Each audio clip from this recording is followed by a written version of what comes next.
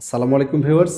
Affect versus ইফেক্টের ব্যবহার, কখন affect কখন ইফেক্ট, এটা না জানলে আপনার জীবনের বহুত বড় ক্ষতি হয়ে যেতে পারে।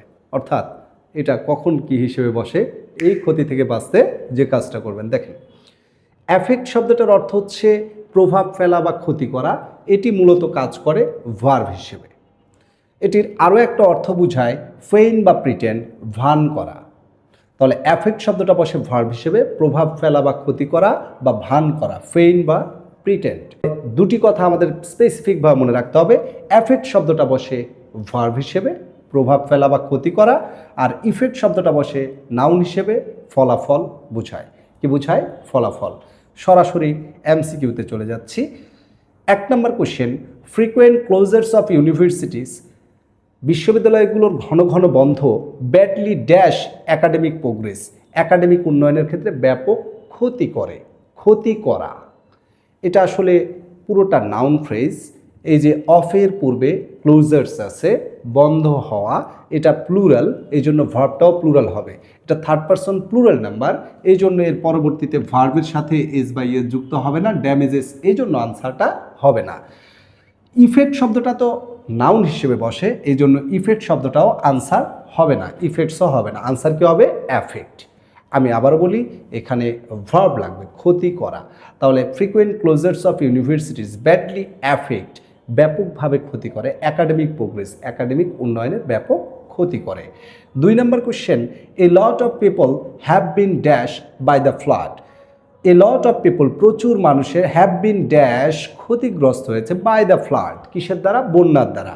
Have been, has been plus ভার্বের 3 নাম্বার বসিয়ে প্যাসিভ করতে হয়। তাহলে এখানে লাগবে ভার্বের কয় number? 3 number.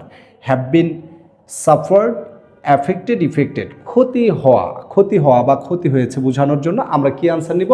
Affected. A lot of people have bin affected, অনেক মানুষজনের ক্ষতি হয়েছে, বাই দ্য ফ্লাড, বন্যার দ্বারা। আনসার হবে অ্যাফেক্টেড। 3 নম্বর কোশ্চেন, ওয়ার্ডস ড্যাশ এভরিবডি, ওয়ার্ডস যুদ্ধগুলো ড্যাশ এভরিবডি, প্রত্যেকের ক্ষতি করে। তাহলে ওয়ার্ডস আছে, যুদ্ধগুলো, একটা যুদ্ধ না, অনেকগুলো। এটা সাবজেক্ট, সাবজেক্টের পর বসবে verb. And they are destructive dash last, and they are destructive dash, destructive dash, destructive adjective, এর পরে নাউন বসবে। আচ্ছা, তাহলে আমরা অপশন অনুযায়ী ব্যবস্থা নেই। 1 নম্বরে were affect, were third person plural number, affect হবে না, এখানে অবশ্যই ভার্ব বসবে, কিন্তু ভার্বের কোন ফর্ম? প্লুরাল ফর্ম, এটা সিঙ্গুলার, থার্ড পারসন সিঙ্গুলার নাম্বারের পর ভার্বের সাথে এস বাই এস যুক্ত হয়, এটা বাদ, এটা প্লুরাল আছে, এই জন্য এটা নেওয়া যাবে না। ইফেক্ট, এটা তো হবেই না, কেন? ওয়ার সাবজেক্ট, সাবজেক্টের পর ভার্ব বসবে, ইফেক্ট শব্দটা নাউন হিসেবে বসে। এরপরে 4 নম্বর অপশনটা, ওয়ার অ্যাফেক্ট, ঠিক আছে। অ্যান্ড দে আর ডিস্ট্রাকটিভ, দে আর, তাদের, ডিস্ট্রাকটিভ ইফেক্ট হবে না, ইফেক্টস হবে, ইফেক্টস হবে। এই জন্য আনসার হবে হচ্ছে সি নাম্বারটা। কেন? ওয়ার্ডস অ্যাফেক্ট, যুদ্ধগুলো ক্ষতি করে, এভরিবডি, সবার। অ্যান্ড দে আর ডিস্ট্রাকটিভ, এবং তাদের ধ্বংসাত্মক ইফেক্টস, প্রভাবগুলো লাস্ট ফর জেনারেশন, জেনারেশনের পর দীর্ঘস্থায়ী হয়, অনেক দীর্ঘস্থায়ী হয়।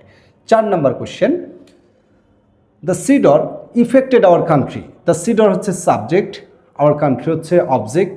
এখানে মূলত মাঝখানে যেটা বসবে এটা হচ্ছে ভার্ব। তাহলে সিডর ইফেক্টেড আওয়ার কান্ট্রি হবে না, সিডর অ্যাফেক্টেড আওয়ার কান্ট্রি হবে, cedar affected our country.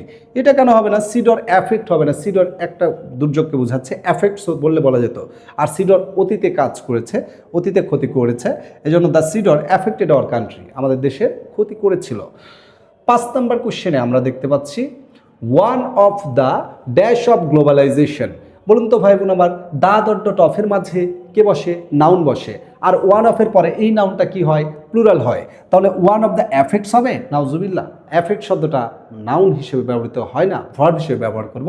One of the effects, one of the effects, one of the effects of globalization is cultural assault, is cultural assault. One অফের পরে noun হবে plural, effect noun, এর plural form হচ্ছে effects. এরপরে smoking dash our health, smoking dash our health, smoking subject, our health হচ্ছে object. তাহলে মাঝখানে subject আর অবজেক্টের মাঝখানে কি বসবে? Verb. Smoking effects our health না, smoking affects our health. Gerund যদি কোনো সেন্টেন্সের সাবজেক্ট হয়, এরপরে ভার্বের সাথে এস বাই এস বা ভার্বটা সিঙ্গুলার হয়, smoking affects our health, smoking affects our health. 7 number কোশ্চেনে দেখতে পাচ্ছি the flood did not dash us, do not, does not, did not, can, could, shall, should, will, would, may, might এগুলোর পর verb বসে। তাহলে the flood did not dash us that much, thank goodness.